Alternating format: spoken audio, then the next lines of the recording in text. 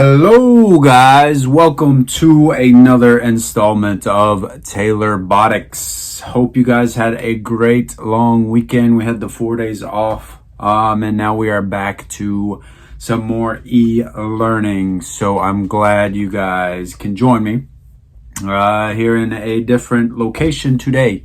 We are in my office and I've got an awesome green screen here.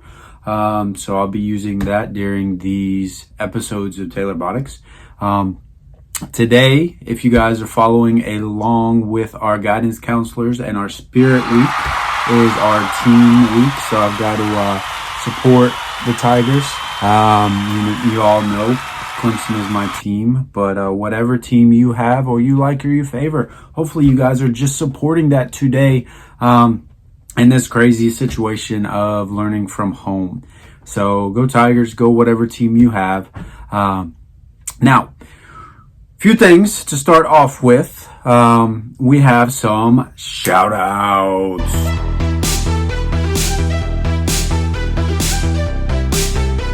Our first shout out is from Mr. Carter. Mr. Carter has a issue with some of the things that's been going on in the classroom. Some of the things that involve these little things, and I'm saying things to be meaningful and purposeful. Carter wants us to be well aware that these are called pins, not pegs. These are not pegs. These are pins. And if you remember back in the classroom, these are like gold because you got to dig to the bottom and find them because nobody puts them back in the bin for pins. Pins. And I'm guilty of it. I am very much guilty of calling those pegs instead of pins. But they are Technic pins. So thank you for that, Carter. Our next shout out comes to Brady. Brady's one of my sixth graders. Here's a little clip to show just how hard of a worker he is.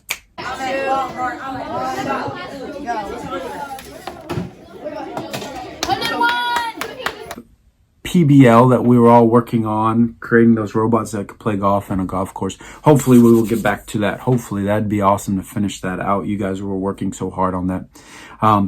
Finally, here's a picture from Alan that he sent in with his cute dog.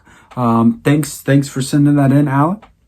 And our last shout out of the day comes from Seth. Seth sent in a video of a robot that he had built and programmed with some awesome treads and operating. So take a look at this video.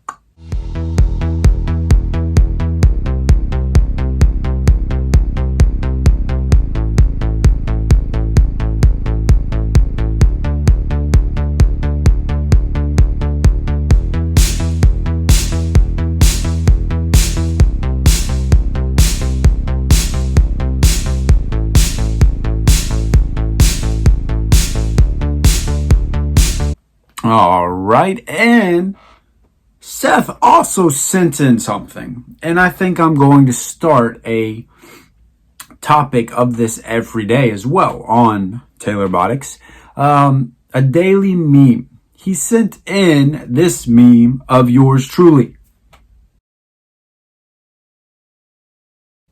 Now, I took that meme and I added a little bit to it to go with the theme that he was going. You know, he's trying to make me be like that World War II propaganda, that Uncle Sam, I want you. So I put the hat and I put learn robotics. So here's my product. So I would love for you guys to send in a daily meme as well as continue with the shout outs and questions and everything. So keep sending them in, post them in Google Classroom, send me an email, whatever, and I'll do my best to get them into an episode of TaylorBOTICS. Now, let's move on to questions.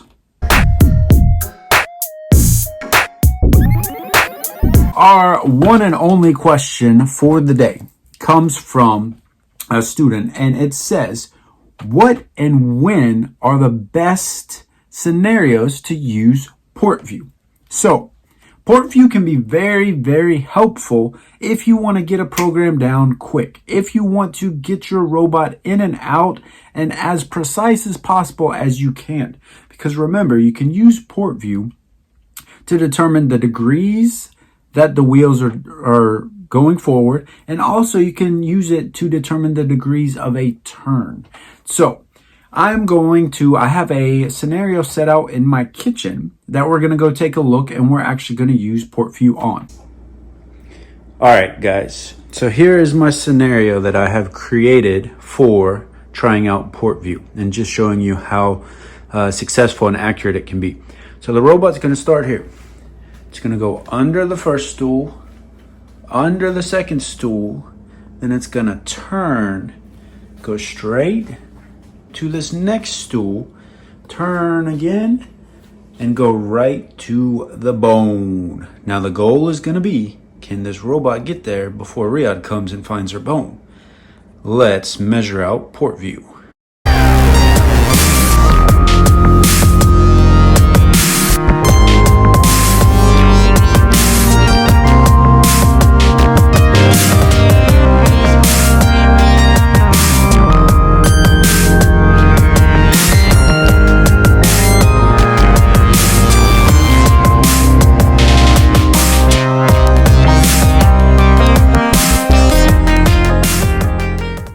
Alright guys, let me go ahead and get this program that I just used, port view. Let me make sure I have a brick created. I'm still using the sun, or not a brick created, a brick connected. So I'm using the sun, so let's do that. While that's searching, I can go ahead and look at, as you could see in the video, I sped it up, but I was writing down the degrees, because one thing with port view that is important to know is it only goes up to 1,000 degrees. Now you can program more than that, but it only goes up, it'll only read. So I had to make some quick calculations. So I'm going to make sure that I'm on 4 degrees. First one, I want to go 2275 forward. And then I want a turn also in degrees, and I want it to be my C motor. I want that to be 529. Then my next block is going to be another forward one, degrees again, and this one is 1700. And then I want another turn with C, degrees, and this one is 557. So I mean, it's close enough to say that for my right angle, a 90-degree turn, it's going to be about that. And then my last block is going to be forward. Make sure it's on degrees, and it is 1210. So I was able to use the port view to determine the degrees for that. Now let's take a look and see if this program will work.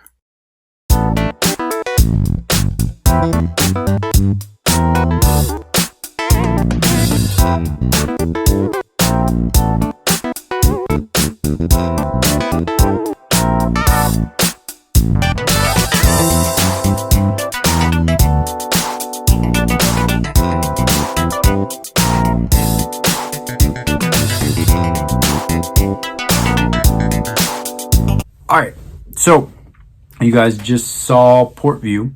I was able to measure out in degrees and calculate the turns, the forward, all of that, and then to get there to the bone.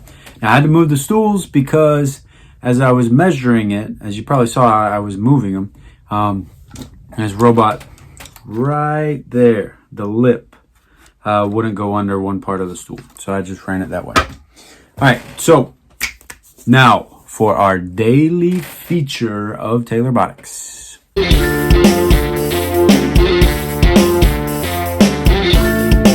Today we are going to be working with the color sensor. Now the color sensor has 3 modes. It can be used in color mode where it recognizes colors. It can be used in reflected light mode where it shines a light down onto whatever it is, and whatever bounces off, that is measured. And that's what we're really going to be digging deep into today, is the reflected light mode. But then also it has ambient light, which measures the amount of light that enters the sensor from the surrounding environment. But we're really going to look at reflected light on this and how it can tell. So I'm going to jump over into the code, show you how I'm going to code it. Then I'll come back and I've got a little board set up that we're going to just really reflect. Like we're not going to dig into the color sensor being able to recognize colors. We're going to be able to recognize darkness. So 0 being very, very dark, 100 being very light. So let's take a look at some code. Alright guys, so you can see here I'm going to do a color sensor program. Right now I only have two plugged in, my two motors in A and B. Now as I plug in our color sensor right here, I'm going to plug it into port 1, and I want you to take a look right there and see what happens. So we see the red light comes on. And now, if I put it on white, down there, it's giving me a reading of about 83. Now, as I move it to the black, you're going to see that change. Almost very low. So remember, 0 is darkness, and then 100 is light. Because we're going to be focusing on the intensity of the light that the sensor is reading. So what the light is bouncing off of the surface, and that is brought into the sensor, and then it's read. So we're looking at the reflected light. So I'm going to go over here. I'm going to start with a move block. I'm going to have it on. Then we're going to go to our wait block. And this is very similar to what you see in your Chrome extension. So I'm going to go wait. Remember, I've got to click here for our sensors. I want my color sensor. I want it to compare, and I want the reflected light intensity. So I have a few other options here. I can click here and do if it's equal to, not equal to, greater than or equal to, less than or equal to. I'm going to leave it with less than, because what I want to do is, as this is going to be going forward, I want it when it reaches something that is less to, let's say, all the way into the black, less than 50. So I know for a fact that going from white to black, that's going to definitely answer this code. Then what do I want it to do? Let's say, let's go backwards, maybe. 2 rotations. Okay. So I'm going to go ahead and download this. And now let's test it. So we had a success. So it's going to go forward until the reflected light is less than 50 on the sensor. So until it touches that black. So let's see it again. So there's our test. Now let's go back and talk a little bit more about this sensor. Alright guys, so we just saw how the color sensor worked on reflected light mode. So again, what that means is the light that bounces off of the surface and back into the sensor. Dark or black isn't going to reflect a lot of light, but white is going to reflect more. So remember, the darker the color, the lower the number is going to be. lighter the color, the higher the number's going to be. So hopefully you guys learned something about the light sensor. We will dive more into, I said light sensor, about the color sensor. We will dive more into using it for colors later on in TaylorBOTICS. Don't forget to answer those questions posted in the Google Classroom assignments for the color sensor. They're not too many. The exact same questions about the touch sensor, just with the color sensor. So go ahead, take a few minutes to answer that. I got a few things I'm gonna start adding to the episodes. The first thing is, and I had some students ask, well, Mr. Taylor, you got all these other social medias. Why don't you have a TikTok? I don't have a TikTok, but we're going to have a robot TikTok daily. So take a look at today's. If you don't wanna see me,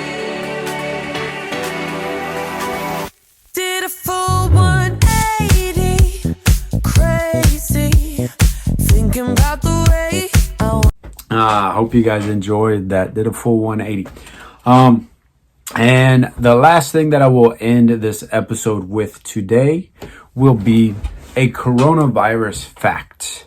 I'm going to add a new fact about the virus. Try to do something that's unique or peculiar. Today, I found that one of the symptoms that you do have if you have coronavirus is the loss of smell. And this happened when a mother who tested positive for the virus couldn't smell her baby's diaper anymore. Didn't know if it was a dirty diaper.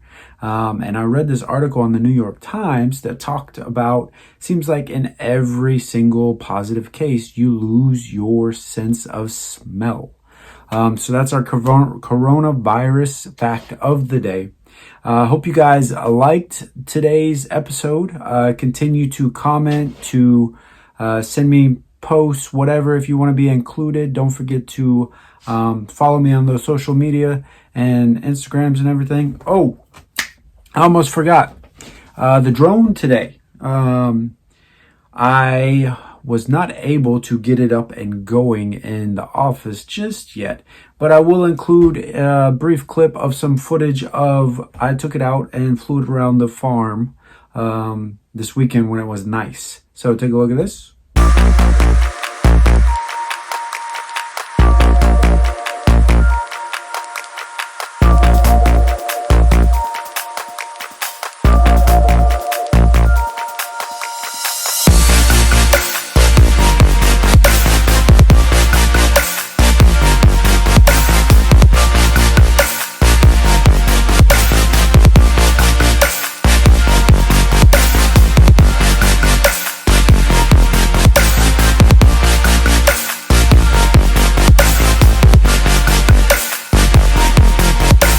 Well, I hope you enjoyed this. Hope you learned something.